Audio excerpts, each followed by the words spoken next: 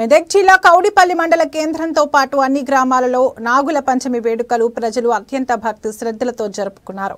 మండల కేంద్రం కౌడిపల్లిలో ఉదయం నుండి గ్రామ దేవతల ఎల్లమ్మ పోచమ్మ దేవి ఆలయాలు భక్తులతో సందడి నెలకొంది. ఆలయాల వద్ద గల పుట్టలో మహిళా భక్తులు ప్రత్యేక పూజలు నిర్వహించి పాలు పోసి నైవేద్యం సమర్పించారు. నాగదేవత ఆశీస్సులతో ప్రజలంతా సుభిక్షంగా ఉండాలని వేడుకున్నారు. ఈ కార్యక్రమంలో గ్రామస్తులు, మహిళలు భారీ ఎత్తున పాల్గొన్నారు.